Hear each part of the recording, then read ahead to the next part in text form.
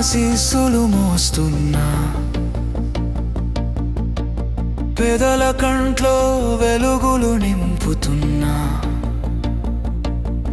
విద్య మెడల గాజులు వాడుతున్నా, వైద్యం మాటల ఊసుల్ని చెప్పుతున్నా, చిన్న ఆశలు పెద్ద కలలు అవి నిజం చేసే మా అడుగులు, ఆ పని మా కర్తవ్యాలు.